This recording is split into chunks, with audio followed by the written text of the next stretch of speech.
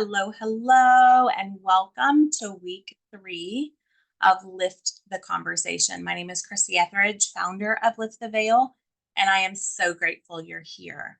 Whether you're a parent, a sibling, a partner, a friend, or just someone who wants to understand addiction differently, you're in the right place. This week, we're talking about one of the most dangerous myths families still believe.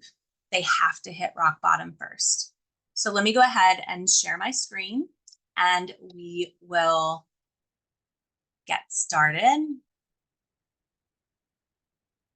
All right.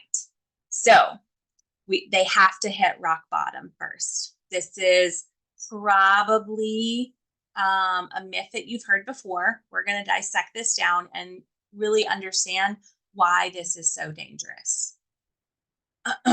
So you might have even said this before, right? They have to hit rock bottom first, or they won't change until they lose everything. That's really what that means, right?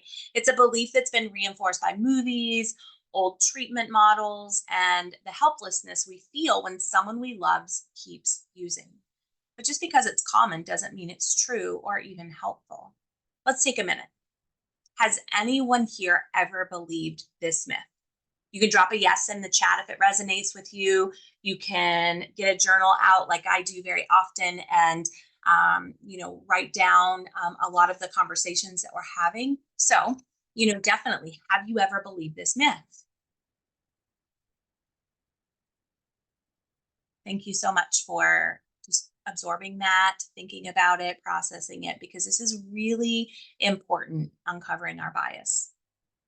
So, here's the hard truth. Waiting for rock bottom can be fatal. While we wait, overdose, trauma, jail time, even death can happen. It's not just time lost, it's hope, it's trust, it's opportunities for early healing. Families end up feeling like there's nothing they can do, but that's simply not true. Waiting can be fatal. Compassion doesn't require collapse.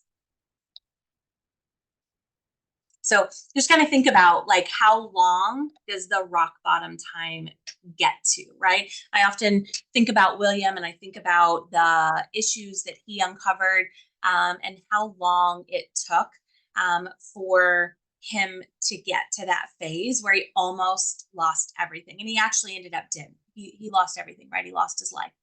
But when I think about the time period, right? We lost precious time with him and opportunities, whether or not it was job loss, credit issues, child support issues, right? Like all of these things that, rock bottom can be really difficult to get to.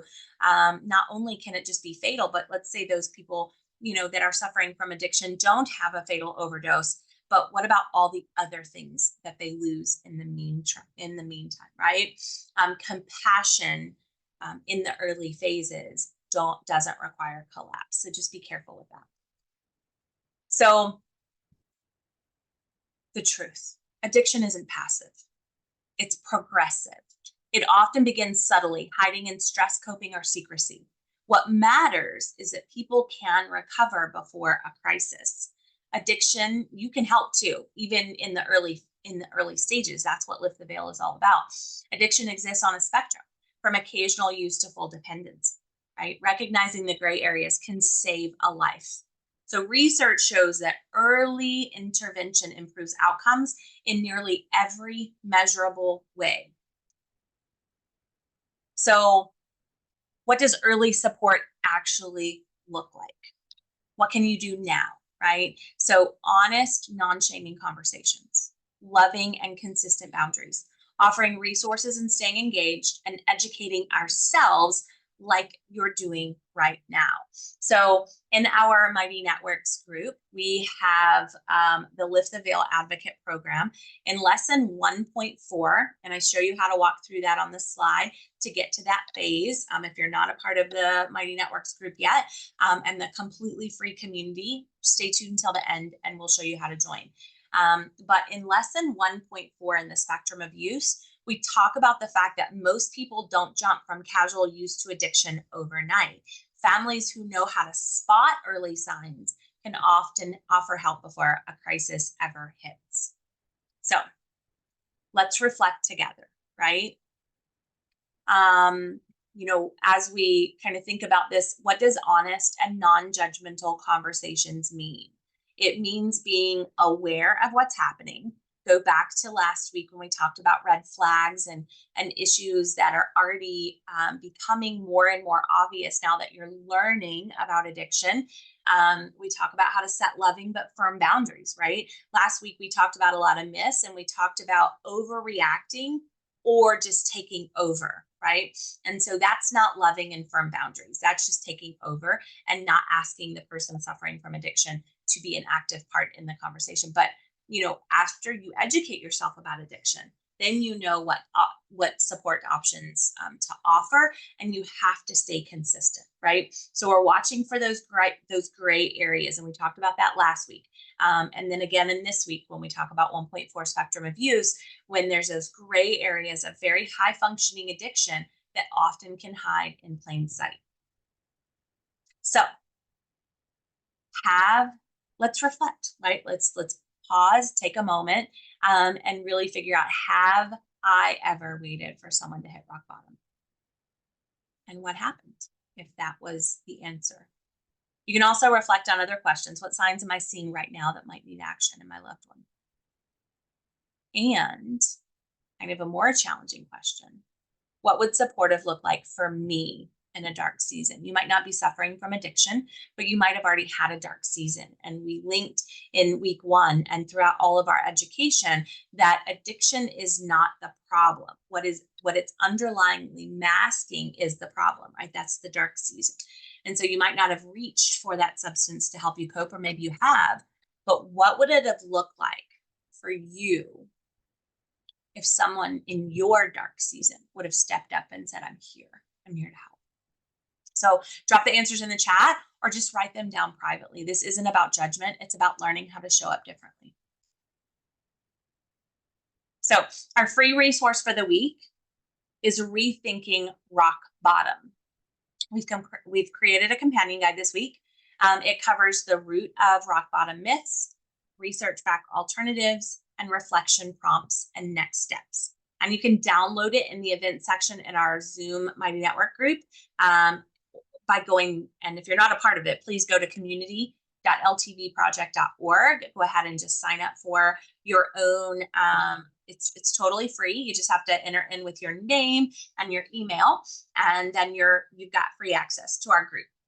Once you do that, go to the events section, go to today's event, week 3, during our lift the conversation, and it will be in there for you to download this free resource.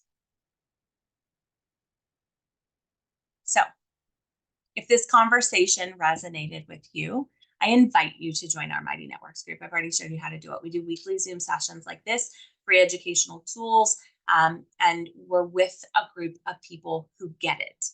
They're living the family community of someone who's suffering from addiction. It's free to join, community.ltvproject.org. Or you can go to ltvproject.org and learn more about all the things that we're doing. I want to touch base about the Red Bracelet campaign. Okay. Our Red Bracelet campaign is officially launching soon, but bracelets are available right now.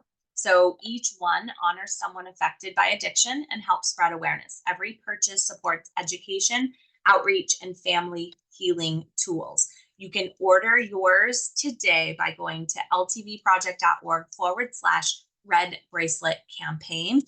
It will be in the link below as well, in the down in the comment section. So you can go ahead. And then once you get your bracelet, because these are going to be mailed out personally by me to you, once you get it, put your bracelet on, take a picture, and then tag lift.the.veil.project and help us spread the message. Please tag us. We love to hear. We do have a section about why, who you're honoring with our red bracelet, and we can definitely add that to our website campaign if you're interested. You don't have to wait for a collapse. You don't have to wait for rock bottom. You can show up now with love, truth, and grace. Speak the truth, be the lifeline, and let's lift the conversation and lift the veil. Thank you for being a part of this mission. Every bracelet, every story, every conversation is one step towards ending the silence of addiction.